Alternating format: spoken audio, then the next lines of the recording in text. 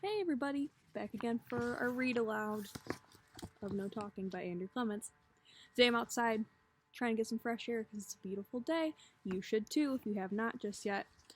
Today we're going to read Chapter 7, which is the Unshusables. This chapter is going to give us a little bit of background about the 5th graders that we've been reading about and their time at school so far.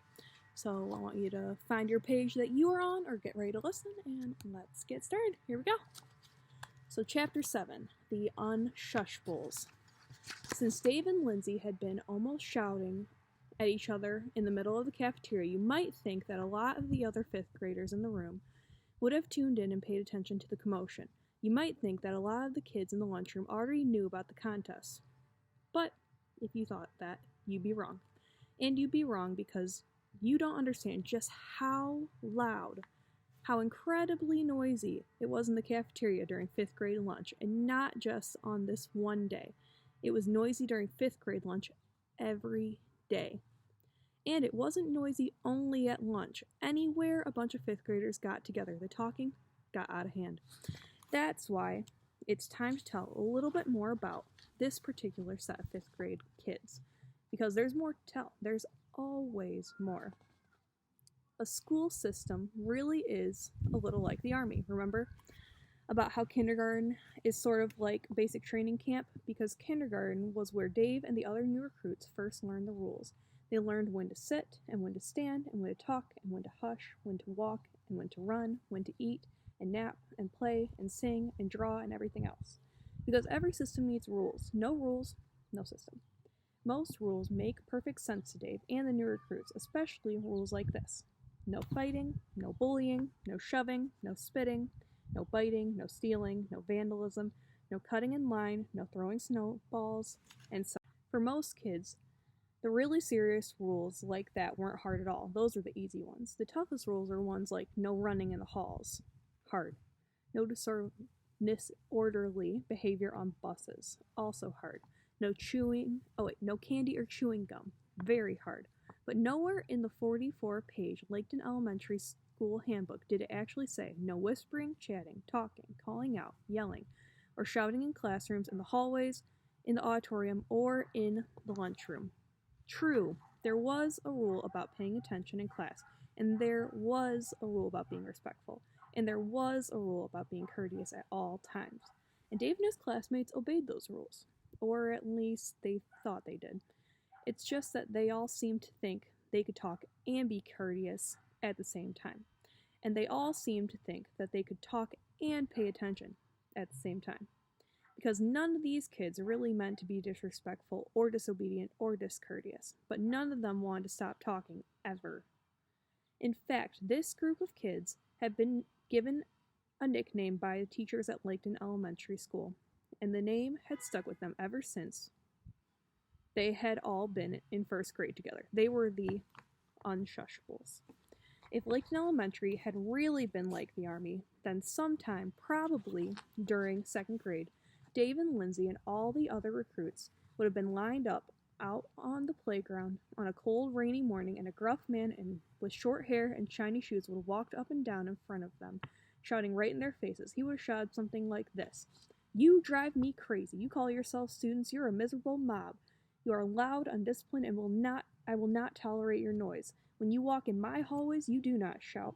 You do not wave and yell and hoot when you see your friends. And at an assembly in my school, you do not whisper and giggle and point and wave and laugh at your own silly jokes.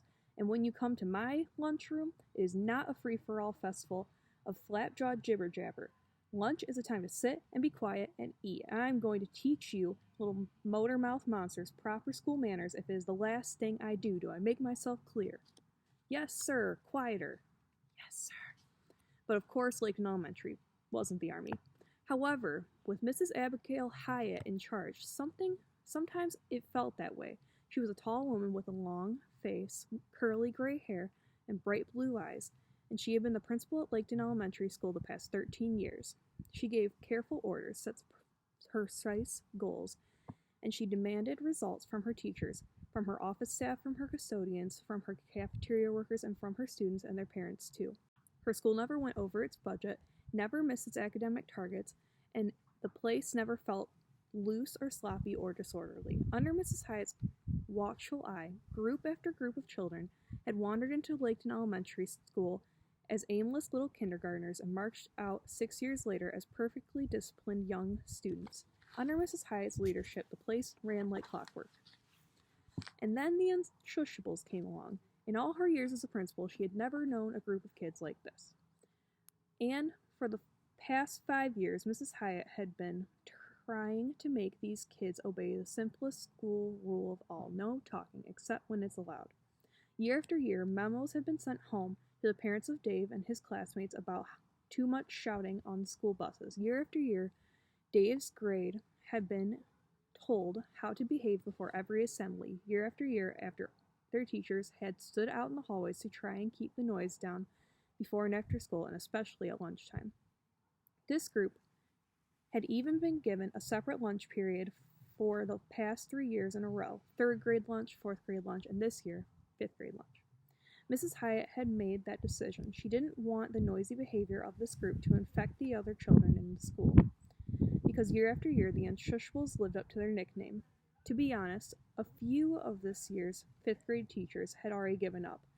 They didn't have any real hope of changing these kids. They were just trying to cope, because it's already November, so in 6 short months the Unshusables would be gone forever, moved along to the junior high, and next year Laketon Elementary would be quieter, much quieter. But Mrs. Hyatt had not given up, not by a long shot. She still had over half a year with these kids, and she intended to use that time. Every day the principal stalked the 5th grade hall. "You there! Stop shouting!" At every assembly she glared. "I don't want to hear even a whisper from our 5th graders. Is that clear?" At every 5th grade lunch, she walked around the cafeteria with a big red plastic bullhorn, and when the noise became unbearable, she pulled the trigger and bellowed, "Students, you are talking too loud." Mrs. Hyatt felt sure that this constant reminding had to be having an effect on these students. How could it not? After all, they were good kids, right? They had been making progress, didn't they? She knew she was being very stern with them, but it was for their own good, and Mrs. Hyatt felt sure that sooner or later these kids would grow up a little and quiet down a lot. And here we have a picture of Mrs. Hyatt. Take a look. Now, it's time to tell what happened in the middle of the second Tuesday in November during Dave Packer's final year at Laketon Elementary School. It was 2 minutes before 5th grade lunch, and the principal was ready, just like always. Mrs. Hyatt had checked to be sure that the other teacher who had 5th grade lunch duty wasn't out sick or at a meeting, because it wasn't good to try and manage 5th grade lunch all by yourself. And just like always, she ordered Mr. Lipton, the custodian, to stay in the cafeteria today until 12:40, because with this group, the more grown-ups around, the better. And Mrs. Hyatt had double-checked the batteries in her red plastic bullhorn, because it wasn't good to have a dead bullhorn during 5th grade lunch. Then the bell rang, and the classroom doors along the 5th grade hall flew open. Mrs. Hyatt could hear them coming. All of them, already calling to each other as the locker doors clanged open and banged shut, already talking a mile a minute, already laughing and whooping and shouting and streaming down the hallway toward the cafeteria, an insatiable wave of energy and excitement and noise. So much noise. Mrs. Hyatt took her position at the center of the cafeteria and braced herself. She was ready for today's lunchroom battle, ready to change chaos into order, ready for anything these kids could dish out. But nothing could have prepared her for what happened next. And that is where we're going to stop. So next time we will read Chapter 8, which is science fiction. I'm going to leave you a few questions to think about and to talk about with a family member who is with you today about our story. I hope you guys have a good rest of your day and try to get outside today, okay? Bye.